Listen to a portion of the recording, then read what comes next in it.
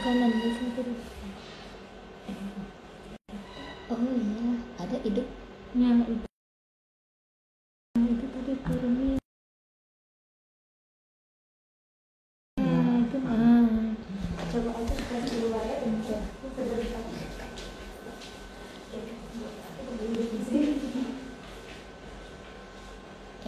Assalamualaikum warahmatullahi wabarakatuh.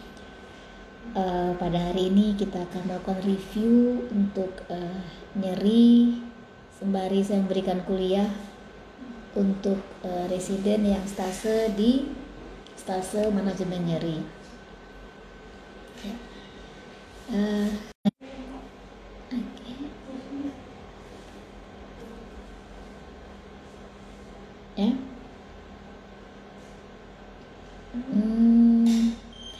Mungkin yang sering kita jumpai di ruangan yang pertama cancer pain, ya. Jadi kalau tentang cancer pain, saya rasa ada beberapa hal, poin-poin yang harus kita jadikan sebagai kerangka berpikir kita dalam menangani pasien dengan cancer pain. Yang pertama adalah tahapan-tahapannya, ya. Sebetulnya pasien cancer pain itu yang penting kita recognize pertama kali adalah skor nyerinya. Skor nyeri itu penting supaya kita tahu baseline-nya, bagaimana mengevaluasinya, dan kemudian target yang ingin kita capai itu seperti apa. Seperti kita tahu bahwa dalam penanganan nyeri atau dalam manajemen nyeri, tata laksana kita dinyatakan efektif atau berhasil apabila skor nyeri pasien itu bisa berkurang 50% minimal dari baseline-nya.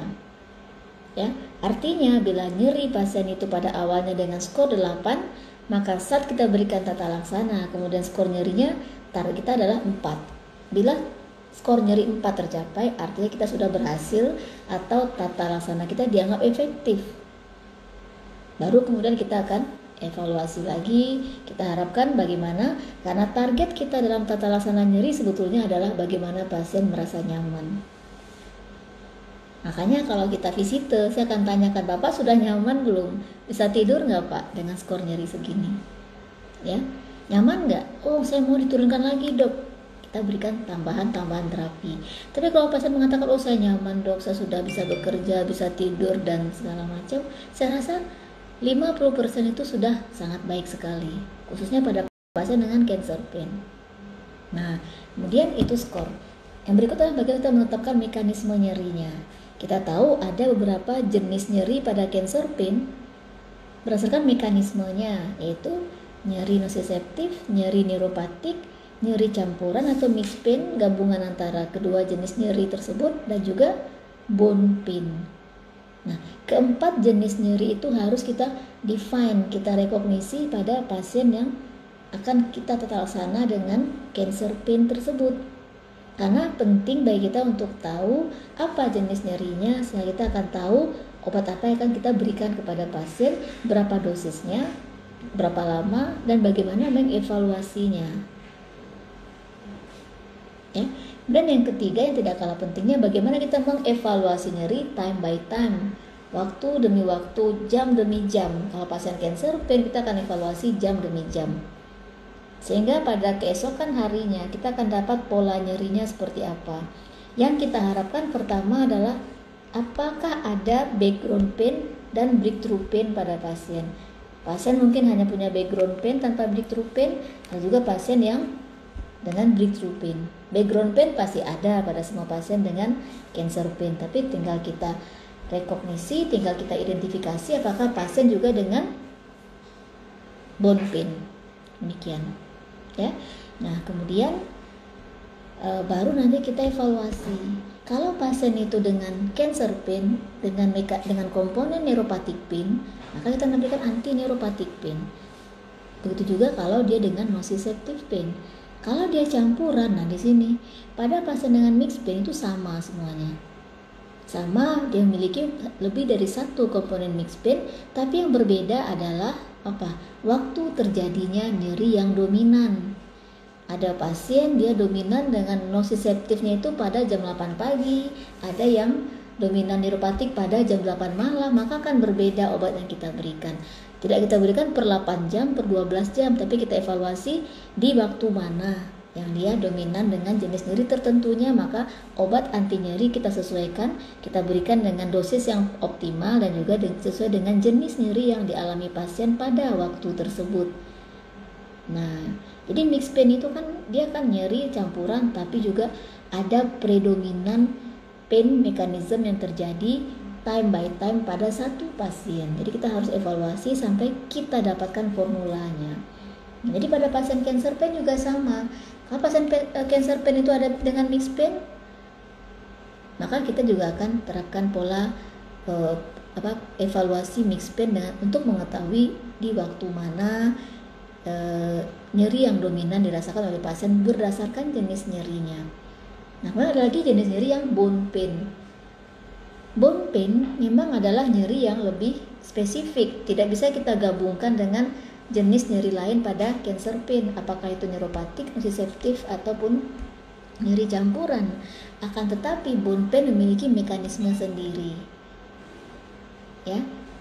Satu hal yang harus diingat, bone pain selain juga memiliki mekanisme bone pain yang spesifik, tapi jelas dia juga memiliki mekanisme nyeri neuropatik pain. Karena tulang penuh dengan serabut saraf, terjadinya kerusakan infiltrasi CA sel kanker pada tulang pasti akan merusak serabut saraf yang sangat banyak di tulang, terutama kan di korteksnya itu. Nah, kalau terjadi kerusakan saraf karena ada infiltrasi dari sel kanker, maka sudah pasti akan terjadi apa? Lesi saraf akan berujung dengan neuropatik pain, di mana akan terjadi pereksitasi yang memang harus kita tangani dengan anti neuropatik pain. Demikian. That's all about cancer pain. Ya, satu, tentukan skornya, tentukan jenis nyerinya. Jadi tentukan dengan apa? Ada pain detect. Kita juga sedang kembangkan sekarang skor nyeri yang baru, sudah hampir selesai. Nanti sedang dibuat beberapa penelitian untuk mendukung ke validasi dari skor nyeri kita yang baru ini. Tapi sekarang kita masih gunakan pain detect atau DN4 untuk nyeri-nyeri cancer, menentukan jenis nyerinya. Adakah bone pain apa tidak juga sudah ada kriterianya, karakteristik bone pain itu sudah tahu. Kemudian kita berikan obat sesuai dengan jenis nyerinya, tapi juga jangan lupa sesuai dengan nyeri yang dominan pada waktu-waktu tertentu.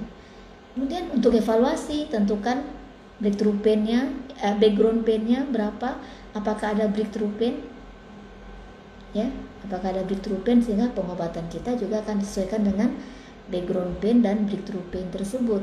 Artinya, kalau dia hanya dengan background pain, berarti kita memberikan obat sesuai dengan formula yang kita set up. Setelah 24 jam evaluasi itu sama biasanya, kecuali nanti ada perbedaan waktu di mana lebih dominan. Tapi kalau beda breakthrough pain, kita tahu ya, breakthrough pain itu jenis nyeri yang terjadi singkat 2-3 jam paling lama, tapi sangat nyeri. Biasanya di atas skornya itu 7. Nah, pada kondisi-kondisi adanya breakthrough pain yang kita dapatkan dari evaluasi per 24 jam tersebut, kita akan berikan lagi tambahan dosis supaya optimal pemberian dosisnya, atau appropriate dose for breakthrough pain itu akan berbeda lagi. Kita sudah berikan bisfosfonat misalnya, tapi kita jumpa ada breakthrough pain dan itu adalah bone pain. Breakthrough pain pada bone pain dan mixed pain. Maka kita juga akan gunakan, kita harus tahu dulu breakthrough pain-nya apa jenisnya. Kan kita evaluasi, skor 7 Prof. Oke, pain detect-nya berapa? Jenis nyerinya apa? Oh, pain detect-nya 22, berarti kan neuropatik pain. Ada bone pain juga Prof. Bone pain pasti ada neuropatik pain. Kita tidak menangani breakthrough pain menggunakan bisfosfonat, karena sudah diberikan kan per bulan biasanya. Tapi anti breakthrough pain seperti gabapentin jika jenis nyeri adalah neuropatik pain atau morfin. Tapi buat saya kebanyakan breakthrough pain itu ada komponen neuropatik pain ya, berarti anti neuropatik pain akan kita gunakan juga lebih sering pada breakthrough pain. Karena nyeri neuropatik tidak teratasi dengan morfin, di mana kita tahu drug of choice-nya breakthrough pain adalah morfin. Tapi bagaimana dengan breakthrough pain dengan komponen neuropatik pain? Itu kita pasti harus menggunakan anti neuropatik pain. Silakan mengkombinasi morfin dengan anti neuropatik pain. But sepanjang penelitian yang saya lakukan, breakthrough pain tidak akan optimal jika hanya ditangani dengan morfin tanpa melibatkan anti-neuropatik pain. Bila kita menjumpai komponen neuropatik pain, dan 70% pasien cancer pain ada komponen neuropatik painnya. Jadi ya, it's all. Untuk cancer pain, pasien masuk, saya ulang lagi, skor nyeri berapa, bikin evaluasi 24 jam, kita lihat baseline-nya, kita lihat evaluasi keberhasilan terapinya, lebih dari 50% berarti kita berhasil. Jenis nyerinya apa, berikan obat dengan jenis nyeri tersebut, apakah antinociceptif, antineuropatik, atau mixed pain, atau bone pain. Kemudian tentukan juga timely dominan yang terjadi, mana yang kita berikan pada jam-jam tertentu. Kemudian tentunya apakah kita harus identifikasi background pain, apakah kita berhasil menangani background pain-nya. Kalau iya, ternyata ada breakthrough pain, apakah kita bisa menangani dengan baik breakthrough pain-nya. Artinya tidak ada breakthrough pain terjadi pada pasien, baru dikatakan kita berhasil. Ya, dengan obat-obatan yang saya katakan tadi. Ada beberapa obat menjadi pilihan, akan tetapi biasanya anti-neuropatik pain tetap menjadi obat yang pasti hampir selalu kita berikan. Demikian.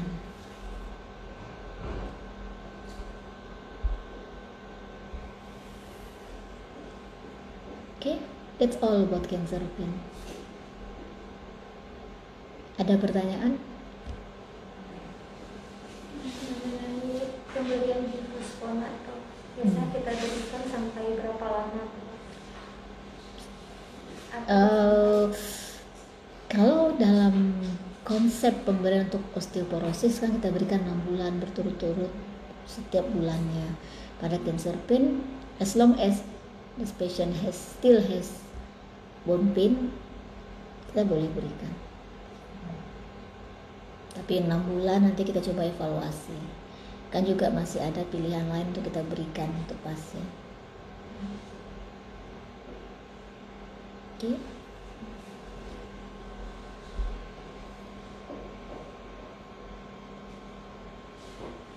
Untuk cancer pain, singkatnya seperti itu. Sudah tahu kan kalau dosis? Ada yang obat yang kita gunakan rata-rata apa? Etil, NSAID, tramadol, dan gabapentin, anti-neuropatik pain. Sering nggak lihat pasien udah dikasih MST, udah masuk Durogesic tapi nggak efektif? Pak S. Ya. teriak saya terdistraksi karena adanya visceral pain, saya duga ternyata neuropatik pain. Tetap penditeknya agak meragukan 17 memang waktu itu, tapi kita berikan anti neuropatik pain, pasiennya bagus. Padahal Durogesic sudah masuk sampai 25 ya, saya udah nggak berani masukin karena kreatinin sudah 4. So you can see by yourself. Skor 8 ya. Terus saya ngerasa ada sorry, oh iya skornya 8, ternyata neuropatik pain yang udah mengganggu pasien. Untuk pemilihan nyeri yang mixed pain atau tata laksana mixed pain-nya pada cancer pain itu, kita tetap berdasarkan 3-step ladder itu Prof, atau I don't use step ladder. atau kita langsung pilih opioid Seperti yang saya kerjakan tadi. Jenis nyerinya apa, berikan obatnya, baru masuk di. Saya nggak pakai step ladder, to be honest. Saya bingung dengan step ladder. Nyeri sekian kasih morfin, sekian kasih ini. Mekanisme nyeri yang paling penting. Kalau kita tidak tahu mekanisme nyerinya, skor 8. Kasih apa kalau di step ladder? 8. Kasih strong opioid. Berhasil nggak? Kita kasih kan fentanyl kemarin, enggak tuh. Kenapa? Mekanisme nyeri yang paling penting. Skor nyeri itu bagi saya untuk evaluasi dan seberapa agresif. Misalnya 10, ya enggak, waduh saya masuklah mungkin morfin yang kuat, tapi kan enggak kurang ternyata. Skor nyeri itu 10 tuh ternyata adalah neuropatik pain. Berarti saya kasih anti neuropatik pain, turun enggak skor nyerinya? Turun.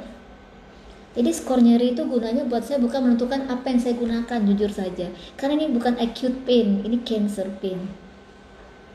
Maka saya akan berikan sesuai dengan mekanisme nyeri, tapi dievaluasi per jam, nggak turun tambah obatnya, kan lihat turun enggak Prof, tambah sampai turun 50% dari baseline-nya. Jadi hampir nggak pernah sebagai step ladder. Buat saya skor nyeri untuk evaluasi 10 mekanismenya neuropatik, nggak bisa dikasih strong opioid sama sekali kan, udah terbukti pernah kan pasien kita yang cancer pain dengan CA prostat hilang turunnya dengan apa? Gabapentin. Jadi tentukan jenis nyeri, evaluasi time by time, cari background dan breakthrough pain-nya, treatment. Kalau ada mixed pain, tentukan apa nyeri yang lebih dominan, berikan sesuai dengan waktunya. Hampir nggak pernah sebagai step ladder. Coba aja pakai step ladder, udah terbukti kan agak sulit kan, nggak tertangani. Jadi ya udah. Oh, tapi saya tidak menjadikan morfin sebagai obat pertama saya kan. Kalau bukan kalau nyeri neuropatik, ya morfin ya hanya pilihan ketiga kan sebetulnya. Dan kebanyakan yang akan terpakai adalah anti nociceptif dan anti neuropatik kalau buat kita. Kita gunakan weak opioid seperti tramadol. Turun, kita akan evaluasi, kita berikan obat yang lebih yang sifatnya formulanya permanen, nanti biasanya adalah anti neuropatik pain dan weak opioid saat pasien kita pulangkan. Ada lagi? Yang untuk mixed pain tadi, misalnya untuk neuropatik pain. Ada yang bertanya, namanya Acut. Halo Acut. Ya Prof, misalnya untuk mixed pain Prof, yang kita sudah temukan neuropatik pain-nya sudah kita pakai first line-nya untuk gabapentin atau pregabalin Prof. Tapi kan misalnya ada mixed pain, untuk pilihan first line mixed pain-nya anti nociceptifnya itu biasanya kita pilihnya bagaimana Prof? Saya sering gunakan methylprednisolone NSAID karena kalau sudah ada bone pain, metil bekerja double kan sebagai antiinflamasi dan sebagai untuk bone pain-nya. Atau NSAID itu bisa diclofenac, yang sering saya gunakan itu, dan caltrofensuk misalnya. Oke, cukup Acut. Ya, Prof. Terima kasih Dr. Acut. Ya, saya rasa untuk review shortcut untuk manajemen cancer pain cukup ya. Kita teruskan dengan review untuk yang berikutnya. Ya.